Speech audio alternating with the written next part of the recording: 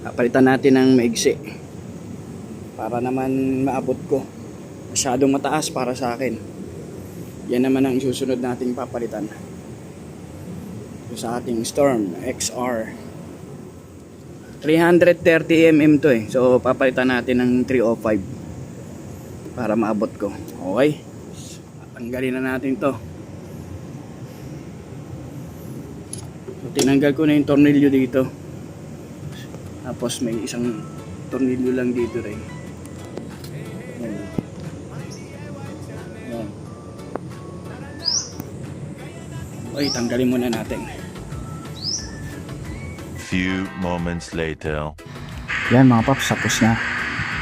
Bali 3 inch din yung nabawas. Medyo abot na natin. Bali 5'6" and a half ako eh. Kaso tingkayad ako. So susunod naman natin yung upuan mga paps. Babawasan natin. Okay.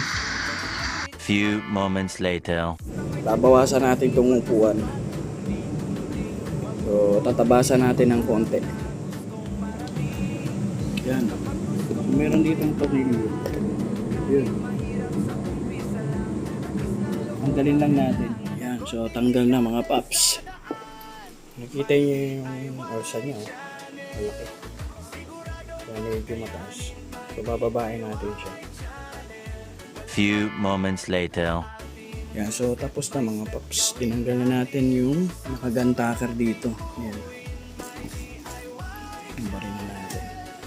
So kalahati lang siya. Yan. Hanggang dito ko lang siya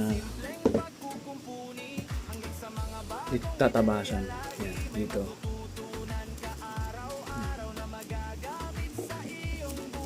Ito bawas din. Okay. So yan yung babawasan natin mga paps. Gumawa muna ako ng pattern. Yan. So tatabasin muna natin. Few moments later. Yan na, nabawasan na natin. Tatakpan ko na.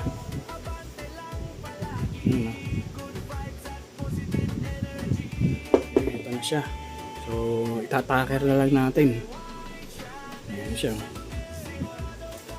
Bawasan na. Ito babatakin natin para maunat. Okay, so igagantak na natin to.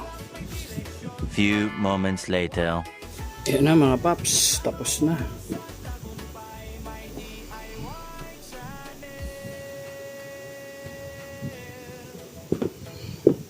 Ginantak natin.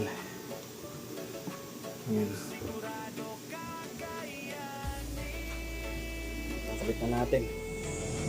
Yan. Medyo bumaba na. Yan. Abot ko na.